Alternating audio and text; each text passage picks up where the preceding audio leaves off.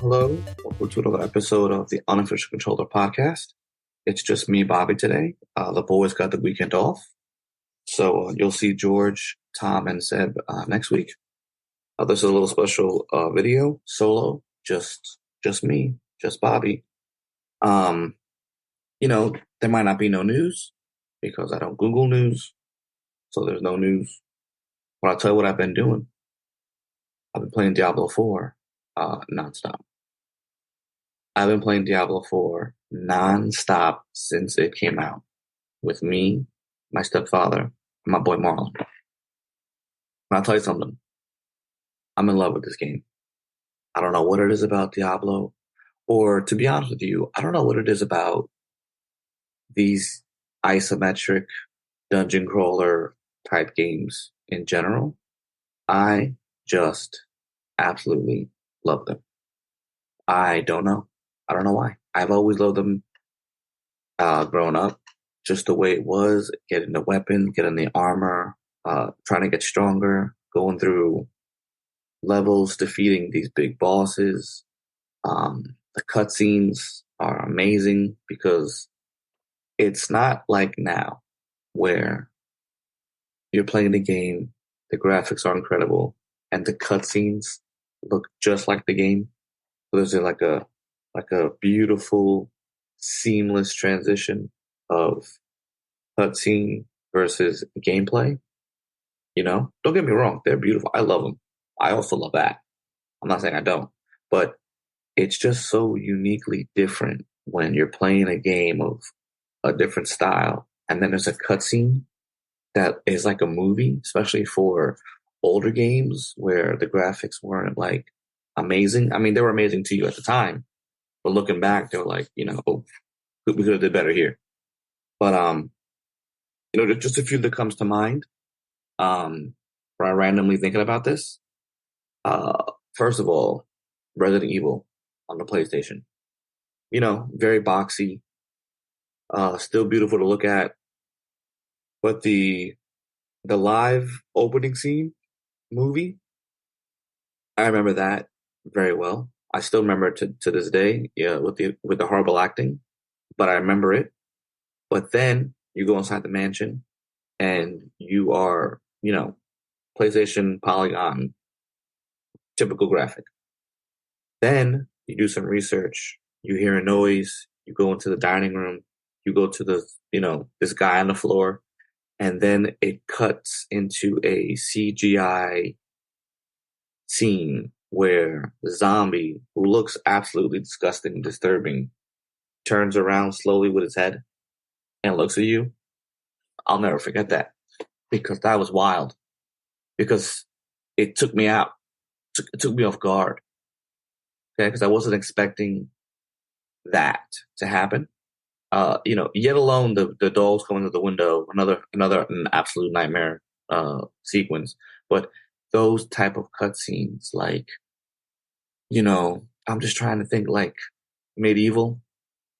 It's like you're playing medieval. It's the art style to what it is, and then you get to a certain point of the game or a level or a boss, and there's a little cutscene.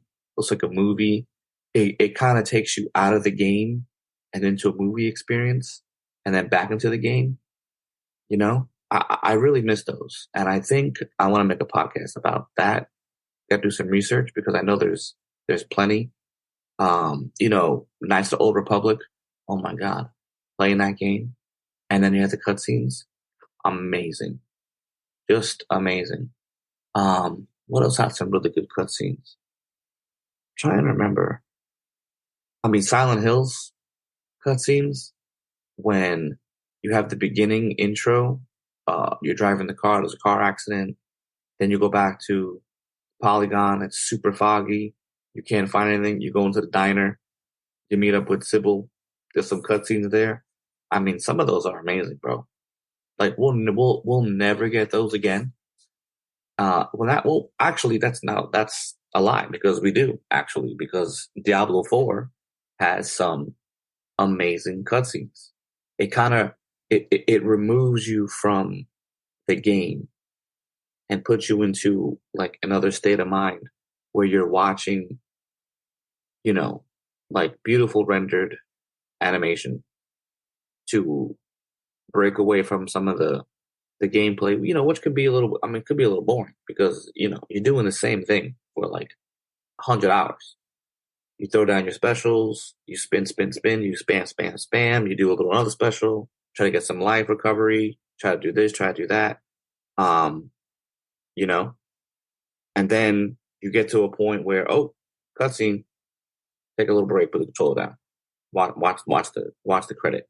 Then it takes you back, bam, back to the game. So, I miss those. I think I wish they would do more of them. I mean, I'm sure there is. Like I said, I have to just do some research, but I would love to do a podcast about that because I think it's like an art that's forgotten and not used anymore. Like Red Dead Redemption, beautiful game, beautiful animation, beautiful cutscenes, and then seamless integration right back into the gameplay. Like, oh my god, I love cutscenes, man. I mean, sometimes when I was bored as a kid, not as a kid, but when YouTube came around, you just Google cutscenes. I used to watch the movies of the games when they connect all the cutscenes together, even though sometimes it didn't always make sense. Sometimes it did, sometimes it didn't. But cutscenes, I love them. So I was playing Jedi Survivor, and but listen, I don't exactly know where I am, nor do I remember. When I play the game, though, I'll know what to do, where to go. I have little notes, but I'm gonna say 75% done. Um, I may need another 15 hours, 25 hours for the platinum, something like that. But listen, uh, not today, not next week, and probably not next month because every single chance that I can get away and get Diablo, it's a phone call to my stepfather Danny and Marlon and my boy Marlon. It's a phone, it's a text. Yo, logging on. We already know what we're playing. I don't even have to say you're playing Diablo 4. Nope. You ready? Let's do this. We log on, headsets on, got my coffee or my drink, and it's on. It's an hour, 2 hours. We try to make the most of it. We try to balance out. Um, my stepfather was 21 levels ahead of me. Now we're 2 levels apart. Marlon came in a little bit later. He was about 30 levels. Now he's only about 10. So we try to do the side missions together. If we have, we try to go into another person's world to make them catch up and help us. And I mean, I'm on level 54. My stepfather's on 56, and Marlon's on I think 43. Um, we're killing it, man. Okay, playing as the rogue. I normally wouldn't play as this character, but I don't know. I picked it because the barbarian's kind of whatever. I mean, I like the barbarian. It's something who I normally would pick, but I said, you know what? My stepdad's gonna be the barbarian, so that's him. I know my boy Marlon loves the necromancer, so enjoy that. Then you have the sorceress. I'm like, eh. Then you have the druid, and I'm eh, like, eh.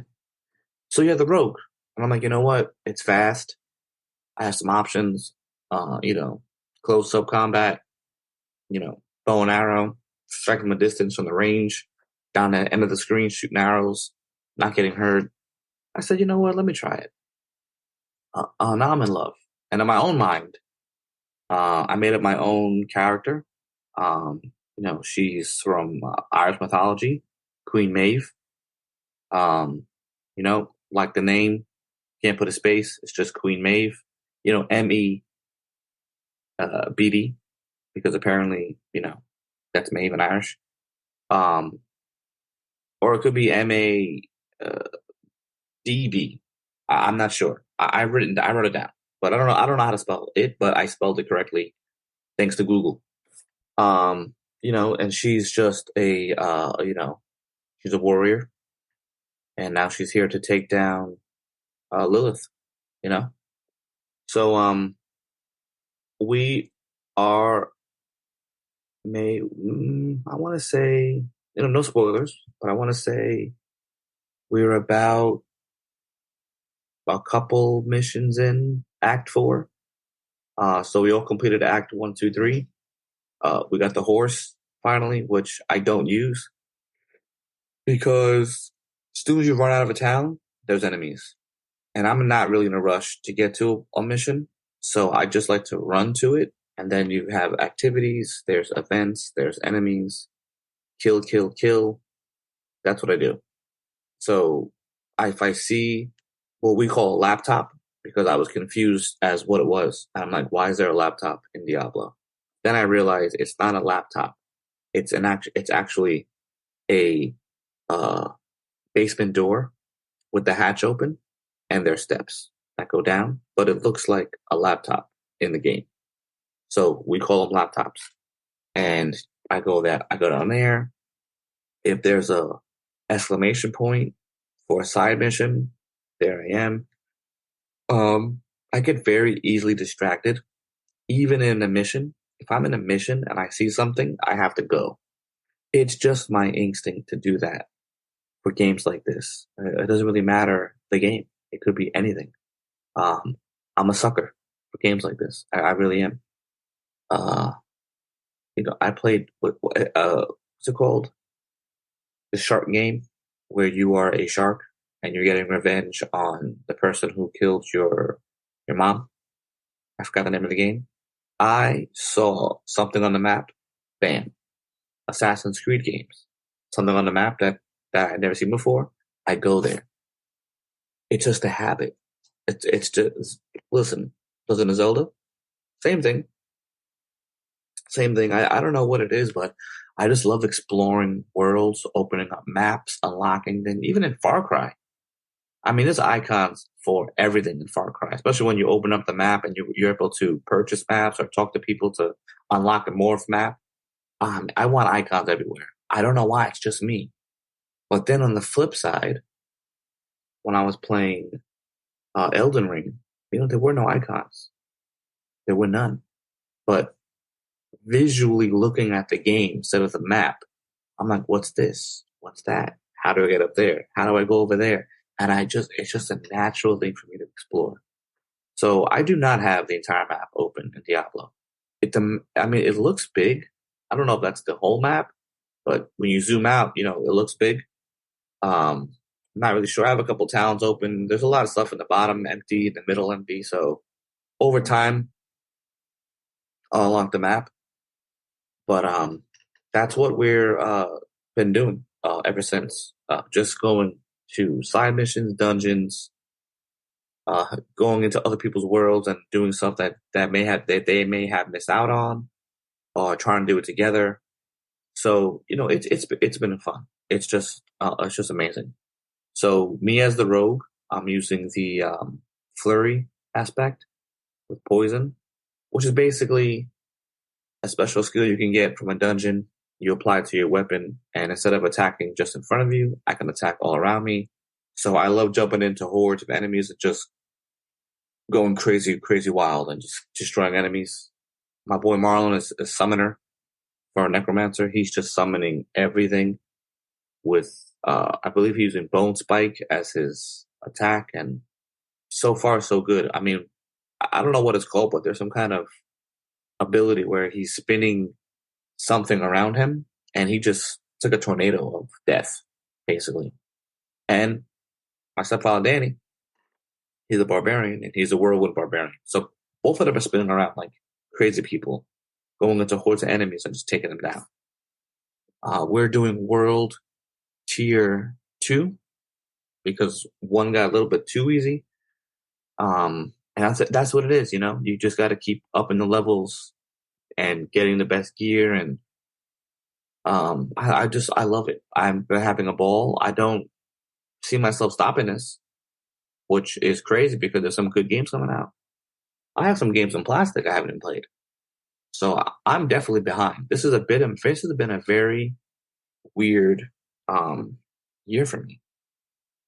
So let me open up my PlayStation app because I mean I guess I play a pretty good amount of games every year. I mean I don't play all of them every year. I'm always behind, or I try to be up current as I can, but sometimes I do go behind. So let's start with last year. Let me just go back to what is this? This is on too far. Too far. Okay, hold on. What's this? Oh look. Okay, hold on. This is December. Okay, so my first platinum trophy of 2022 was Ratchet and Clank Rift Apart. Absolutely loved that game. All right. Then I did Axiom Verge 2, which I loved. I did Death's Door in February. So, those Death's Door was a really great indie. Ratchet and Clank Rift Apart was, AAA title. Axiom Verge 2, another great indie. Then I started doing Diablo 2.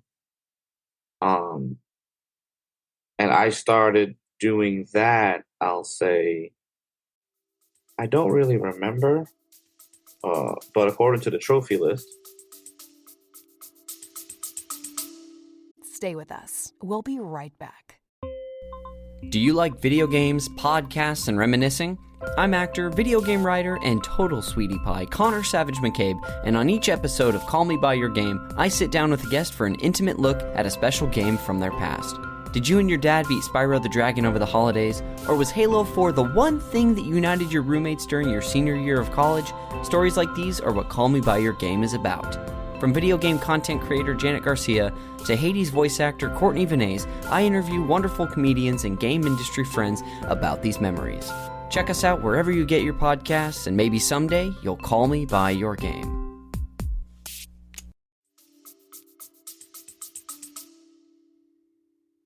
Oh, I was playing it since September, apparently.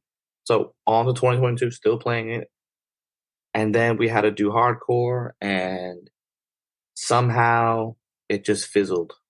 Me, Marlon, and Danny, it just fizzled because it was getting very frustrating to reach level 100 in both softcore and hardcore. Softcore meaning you die, you just gotta fix up your armor. Boom. Hardcore means you're dead, you die, you're done.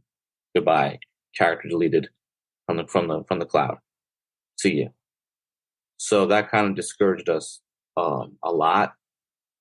So then, during that game, because I was playing Diablo for so long, you do stupid little things like Radioactive Dwarfs, which was just basically a cannon, platinum fodder. Let's see, platinum fodder trophy. I did like it though. I did like it. Again, the cutscenes, amazing. I did Brotherhood United. You know why? Because it was easy. I needed a break from Diablo 2. Void Gore, another platinum fodder. Bam, game. Okay. Then me and my stepfather said, you know what we're gonna do? Demon Souls. So Demon Souls took my life. But then during Demon Souls, you get a little antsy. So I did Ricky's Nightmare, which was I did Cave Bad, which was, listen, I bought it for the trophies. Okay? Don't tell nobody. Red Death. Same thing. Then the greatest trilogy ending of all time. My Name is Mayo. Completed that perfect. Okay? Then you have Oliver's Adventures in Fairyland. I did that. And I did that between Demon Souls and Elden Ring. That's how crazy 2022 was.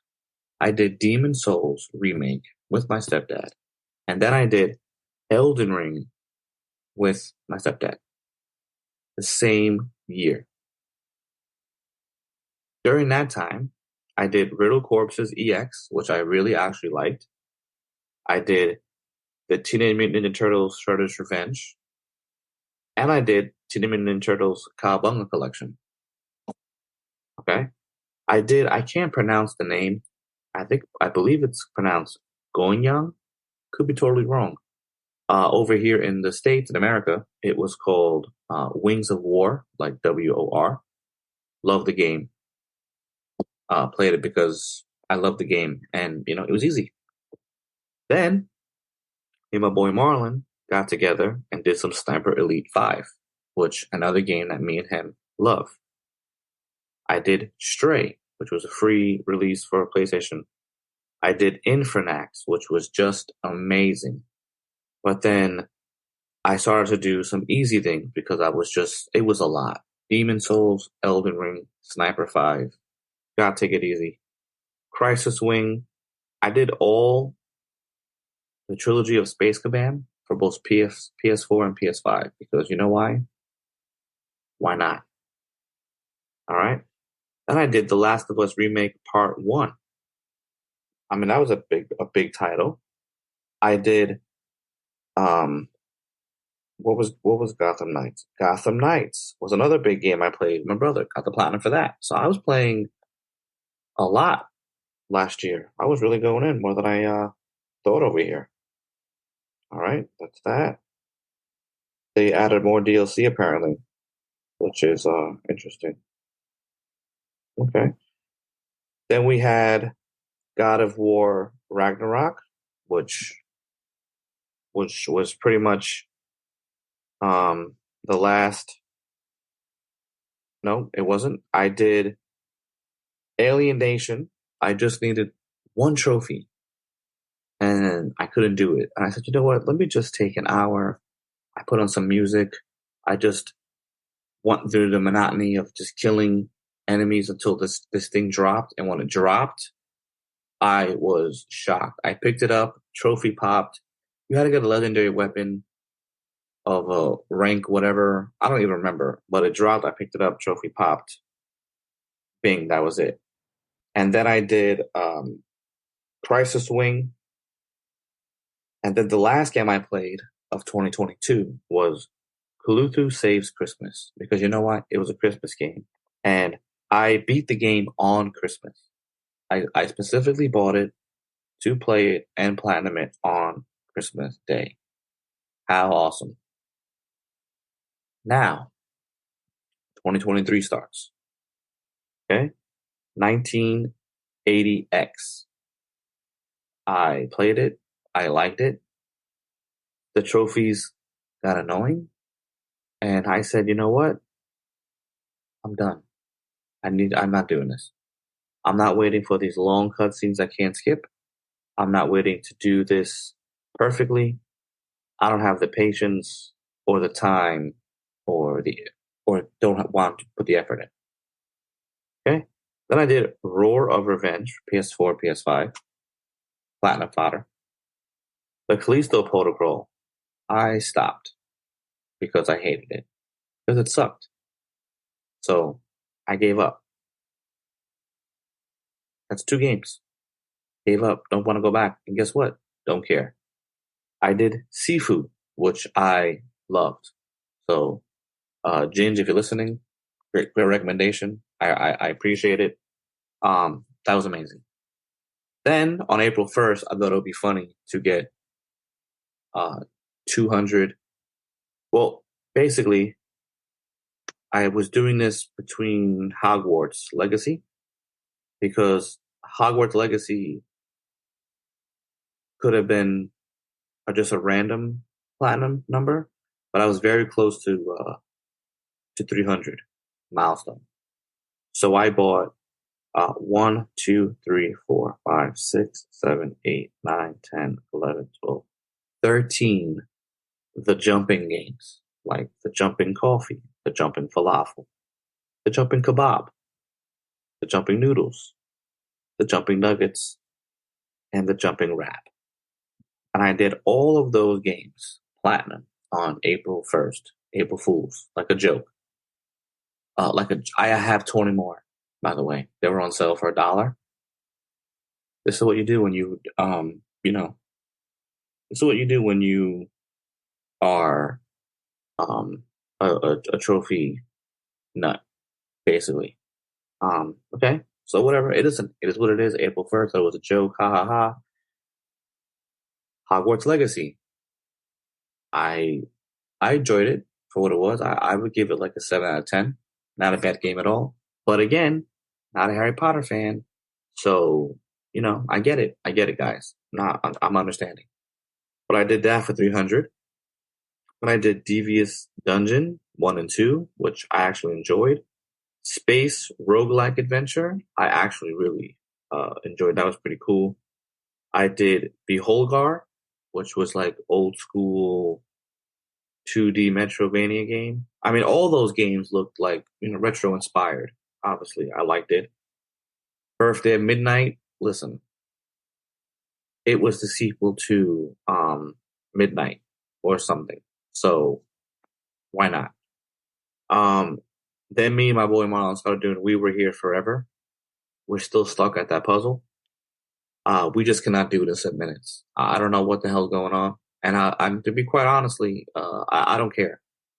Because if I have to go to YouTube and make notes and write down notes and try to do it as fast as I can and I can't do it, then I can't be bothered anymore. I don't know what's going on this year, but you're out. Then I did Grey Lancer because it was a retro inspired shoot 'em up and I was between games, so bam. Jedi Survivor, I'm about 25% on the trophy list, but I feel like I'm much further into the game, obviously. Then when I was playing that, I did Cards of the Dead, and now I'm playing Diablo 4. So 2023 really hasn't started off very well. I hope it ends pretty good because 2022 was great. The good thing is that we've had some co-op games coming out, which we want to get into. Me and my stepdad. We have Lords of Fallen 2. Looks great. There's the Path of Exile 2, which is basically another Diablo game. But you know what? That's okay. Why not get into it? So that's basically all the games that I've been playing. Which is just strictly Diablo 2. Diablo 4. Today, after the podcast, I'm going to call them up. We're going to play. It's Saturday. I got no plan. My house is a mess. You know why my house is a mess? Because we're buying new furniture. So we have everything delivered. And I want to build everything. But I have 2 pieces of furniture I'm trying to get rid of. Now, if a coworker comes through and is able to take these 2 pieces of furniture that I don't want to throw out because they're really good, it's just, it's time to change. So I would have a pretty much new living room set up. I would have a new dining room set up, and I'd be very happy. I just need to get rid of these 2 items and focus on building the furniture, the sets we have, and it'll be so much better. I painted my living room wall. I had 1 red wall, accent wall. I was just tired of it after like 6 years of it. I see you. The bedroom I painted too, a nice light gray. So basically the whole house is a nice light gray with white trim. It makes the house bigger, brighter. And the new furniture make it feel new because sometimes you just need to get a change. You just need to change it up, man. And that's what I did. And to be honest, it's a little aggravating playing a video game when there's chores to do, but you can't really do the chores because I need things to be moved. So it's just weird to me. I like to play video games when the house is neat, dinner's ready to be eaten. Well, I don't eat while I'm playing, but I'm saying like, I made it. Dinner's cooked, dinner's ready to go. It's in the oven, whatever. House is clean, the cats are fed, everything is relaxed. That's what I like to play. Because when there's chaos around me, I can't focus. So I need everything to be clean, light a candle. That's just how I get down. But what I really wanted to get into was a conversation I was having with some friends at work. It's rated R movies, right? That became, animated TV shows for kids, and then video games. Like the 80s and 90s, man, they were a different time. Like, this would never happen again. Like, there's so much stuff going on now that this stuff is like really not it will never happen again. I don't ever see this ever happening again. And a rated R movie that becomes a TV show, or it becomes a video game, or it's a rated R movie that becomes a kids TV show, which then becomes a video game. Like, the concept of that is just, it's just wild. You know, it's just insane. So, for example, RoboCop. RoboCop, you know what? Let's get some facts, because sometimes you need them. Now, RoboCop came out 1987.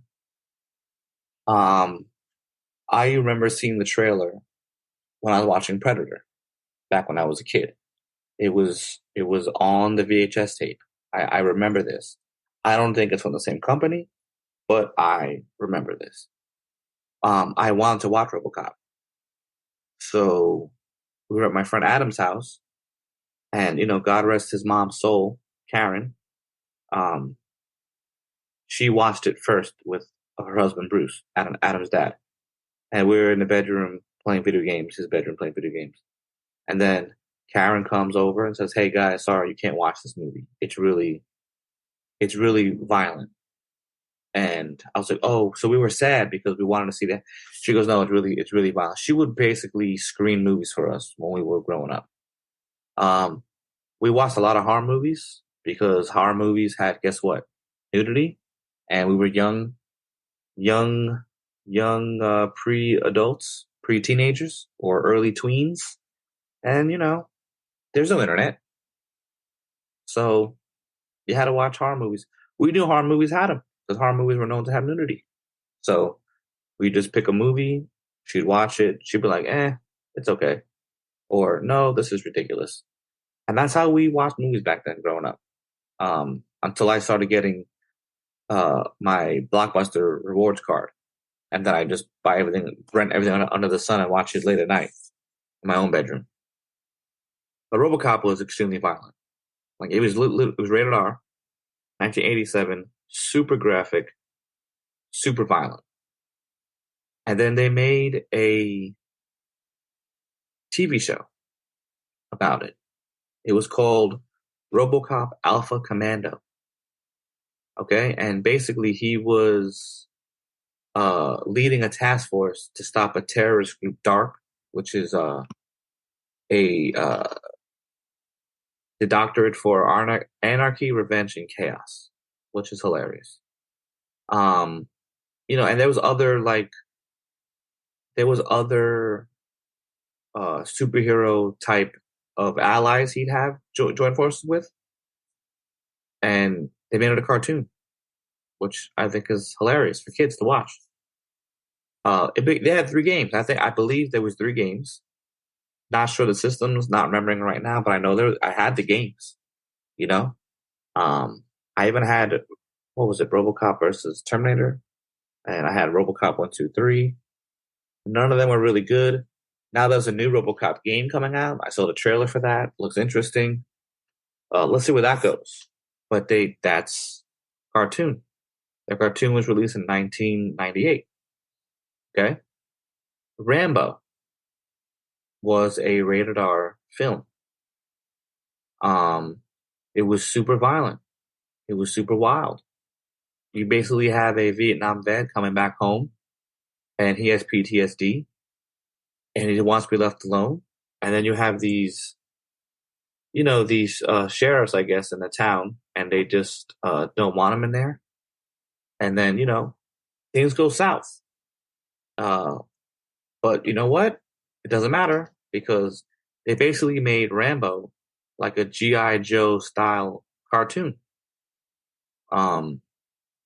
You know, so like basically Vietnam veterans, that whole era, you know, that's pretty serious stuff, which is why it's rated R. On top of the violence, the storyline was also crazy. But you know what? They turned a tragic tale into a cartoon. So the Rambo cartoon came out in 1986. All right, basically a year after the sequel. You know, but they made him into a cartoon, G.I. Joe style, And he fought against Savage, which was the Specialist Administrator of Vengeance, Anarchy, and Global Extortion. Basically, you could have had RoboCop team up with Rambo to stop Dark and Savage, because that's what's going on over here. It's just really weird. But that's life. That's just what they did. And look, I watched the cartoons. I loved them. I remember having, I believe I had toys of them. I know I had a RoboCop toy. I know I had it. I had RoboCop. I had I forgot the name of the other robot, the big one with the guns on the side. Oh man, I can't remember now. But I had that toy. I had Rambo. I know I did. Then they made Rambo a video game. There's a few video games. There was an arcade game. There was some Nintendo games where he had red hair. So shout out to the Gingers. It is what it is. Toxic Avenger. Toxic Avenger is not rated. It's not rated at all. And I don't know about other places in the world, but I'll tell you this. If a movie is not rated in America, something is off. Either it's extremely sexual, it's extremely violent, or they paid for they paid the penalties to not editing it to rated R. And if you're not a rated R film in America, you can't get mass production, and you'll be very, very limited to movie theater screens that will actually play this movie. So you basically are trying to get your hope on VHS tapes back in the day, or DVD rentals or purchases, because it's just too much for the typical moviegoer, I guess. But, Trauma, which is the company that made Toxic Avenger, they made all types of wild things, man. And I remember literally watching Toxic Avenger with my aunt, because I thought, or she thought, so my aunt just turned 60. She just turned 60 Wednesday on the 14th of June. So, shout out to Annie. She's 60. She hit a milestone. It's amazing. We're going to hang out maybe later and do some things and get some dinner or whatever. But I'm 40. She's 60. So she's 20 years older than me, man. Right? I was 8. My aunt was like 28. Right? So we're in Blockbuster. I see this Toxic Avenger, and he's like a superhero. And I said, you know what? Can we rent this? So we rented it. What we were watching and why my aunt didn't turn it off or what is unknown to me. It's unknown to me. But we watched it. Okay? And I was shocked at what I was watching. It messed me up, man. It really did. There was so much ridiculous, oh my God, graphic violence, super nudity. It was just not a movie for kids, bro. It probably wasn't a movie for most people. But there I am watching it as a young kid. And then you know what they did? They made a video game called The Toxic Crusaders. Okay? And Toxie and his fellow mutants were fighting for planet Earth to keep it up for climate change. They made a cartoon with such absurd graphic violence and over-the-top nudity into a TV show for kids. That, again, I watched. I loved it. I had the toys. Okay? I watched the cartoon. I had the toys. I had the games. The games sucked, but I loved it. Right? Now they're they are making another Toxic Crusader or Toxic Avenger video game in the style of Shredder's Revenge that just came out last year.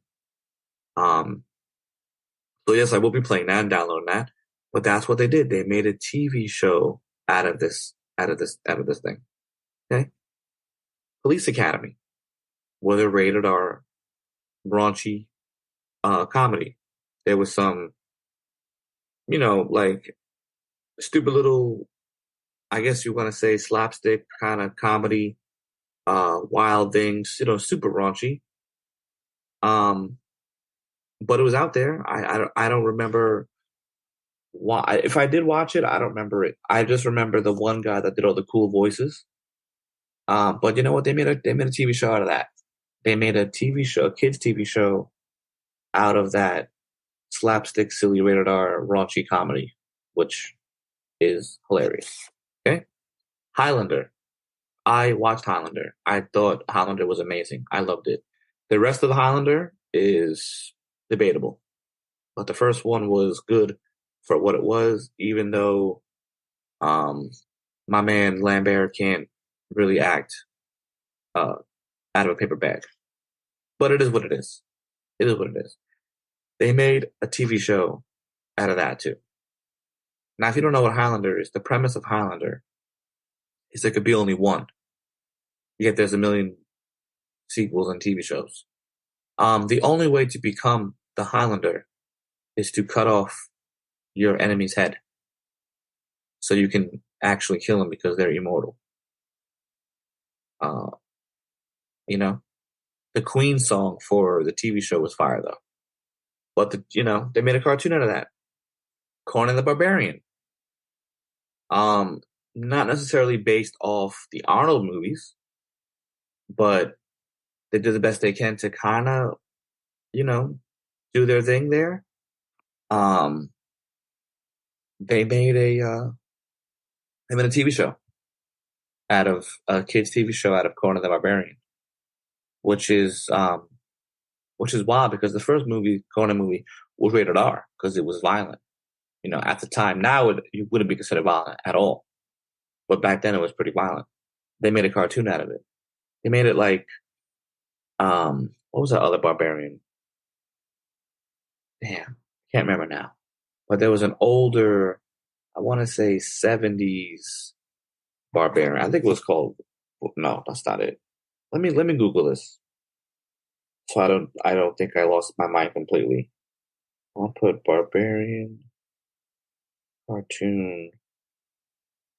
Let's see. Wow, I spelled barbarian wrong. Amazing. Still spelled it wrong. All right, here we go. Thundar the Barbarian. I remember Thundar the Barbarian. What else was there? This one was another one.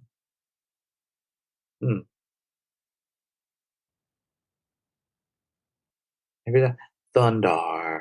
I don't know. I think that was it. Anyway, not the first time they made a Barbarian TV show. I'm just saying you made it based on the author Robert E. Lee's creation of Conan, which is a pretty violent novel anyway, because it deals with action and cutting off limbs and this and that and, magic and mystery and all that good stuff. They made a TV show out of that for kids. Then they made games out of it, which none of the games are really that good, except for the one on PS3, which I adore. I thought it was great. Well, they did that, Starship Troopers. That was another rated R movie that was wild. It was wild. There's all types of things happening in that movie. I loved it. I loved it as a kid. Super violent, super wild, super crazy. They made a TV show out of it. It was called Roughnecks, the Starship Trooper Chronicles. All right. I would say they toned everything down for killing all the bugs and the aliens in horrific ways, but they made a cartoon out of it. The Conan Barbarian cartoon was called Conan the Adventurer. All right.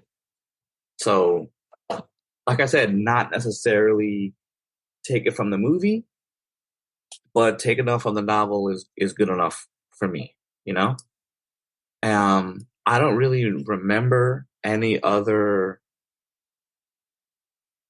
like a rated R movies to TV shows. That's all I could remember from childhood. I'm sure there might be more. I can go more into it, maybe do like a part 2 or something. But that's pretty much that, you know. So with that being said, you know what I'm gonna do now? I'm gonna play Diablo 4, and I'm gonna play Diablo 4 till my eyes can no longer stay open because I have absolutely nothing to do now until my aunt's shindig, and then hopefully, if I can drink coffee at the right time, I could probably play some late night Diablo 4 as well. So listen, guys, it's been great. And I'll see you on the flip side. See you next week with the boys. And I have some other special solo episodes coming out you might enjoy. I'm gonna try to break them down in parts, so it's not overly barreling long. I'll take a little break, make sure I have everything correct. You know, when I take notes, good things happen. But when I wing it, good things happen too. But sometimes you gotta take notes. So listen, I'm gonna go take care of Lilith with the boys, and I'll see you guys on the flip side. Peace out.